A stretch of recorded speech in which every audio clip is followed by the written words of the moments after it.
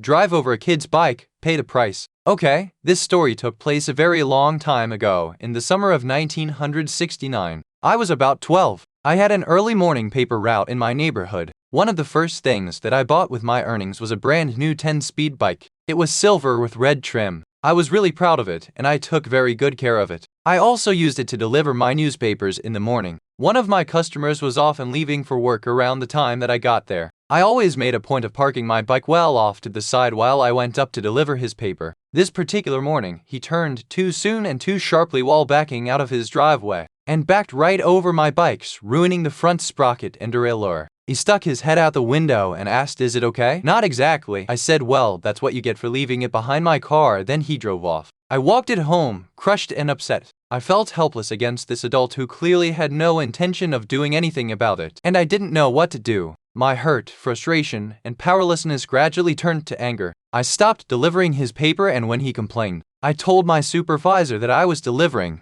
but he just liked to complain. So ultimately, it wasn't held against me. But the real revenge was yet to come. He lived on the main route through the neighborhood that all the kids took to go to the local 7-11 and other places. His mailbox sat on a steel fence post loosely set into the ground. That summer, I got in the habit of pulling it up and throwing it over the fence into the cemetery across the street. Maybe once or twice a week. It was fun and mischievous, but it still didn't satisfy my need for revenge. He had 3 large frond shrubs in his front yard that would grow to 6 or 8 feet over the course of the summer and then begin to die back. They were several feet apart, with nothing else close by. One August evening, I threw a lit match into one on my way home from the 7-11. I never heard anything else, but on my route the next morning, it was just a burnt husk in his front yard. Over the next couple weeks, I did the same to the other 2. I was beginning to feel a bit satisfied. But one morning, on the way home from delivering papers, I had an inspiration. I saw that the side window of his garage was open. Now, I knew that what I was considering was taking it a bit far, but I was an impulsive kid, and I thought tit for tat was fair. Back in the day, everybody carried road flares, aka emergency flares, in their cars. So I climbed through the window, found 2 flares, lit them, and stuck one right under slash behind each of his rear tires. Then climbed out and hightailed it home and went back to bed. I did not go back to see what happened, and I stayed away from the area for several days. I knew that I'd ruined his tires. I never saw the result, but I didn't care, and I never did another thing to him. Grandma's revenge. Okay, so disclaimer on mobile. Writing in a rush, the story was relayed to me by grandparents, so it may be embellished. Yada yada, let's get to the story. I immediately have to write this down because it is the most amazing thing I have ever heard. I was visiting my grandma and grandpa to celebrate a bunch of summer birthdays together, but when I pulled up to their house, the plot to the right was completely empty, as in no stones, no base, no debris, just slightly overgrown grass.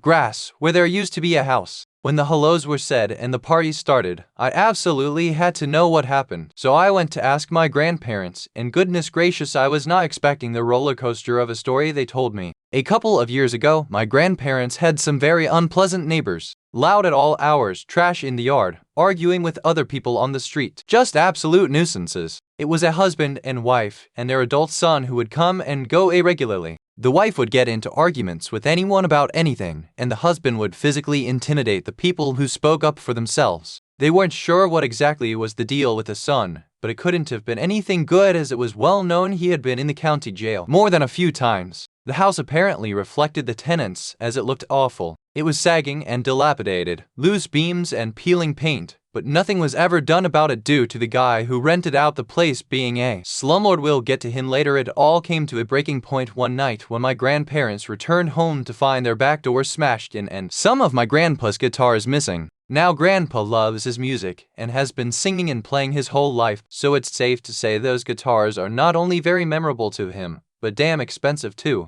They of course went to the police, and after some digging they found that the guitars had been sold at a pawn shop or someplace by the son. They couldn't get the guitars back unfortunately, but I believe my grandparents were fairly compensated since the guitars were insured. TIL guitars have insurance. Given how expensive the guitars were, the theft was absolutely a felony and the son once again ended up in jail. After that, the neighbors would harass my grandparents through the fence or on their porch, meaning it was difficult for them to even sit outside. They would call them foul names, throw trash over the fence, and the husband would still try to get physical. Now, while my grandpa is a very chill and mellow guy, my grandma will take shit from no one, especially not jerks like these. So, what did she do? She got the house condemned. It was easy for her to do, really. She called the local authorities, general attorney, property manager, I dunno, and they came and did an inspection. Though it was clear by the outside of the house that it hadn't been properly maintained for a long time. One call led to more calls, and the property was deemed unfit to live in, which forced the rude neighbors to move out. I'm not sure what happened to them or where they went, but supposedly they were put up in a nearby hotel by the slumlord until the house could be fixed. Duo foreshadowing now enter the slumlord.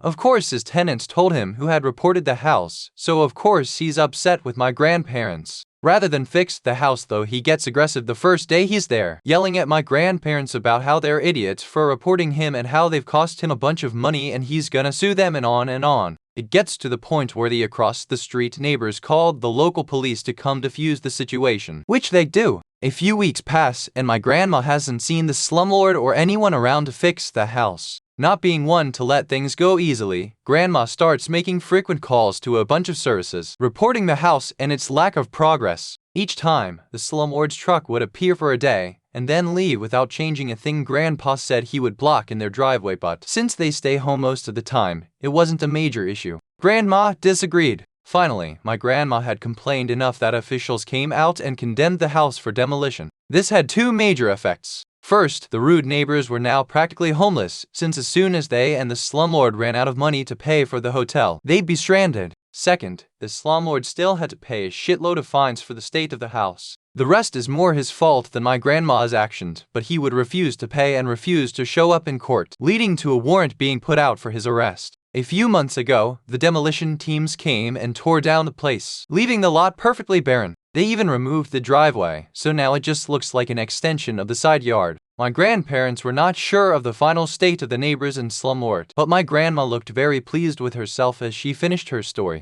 I love her so much.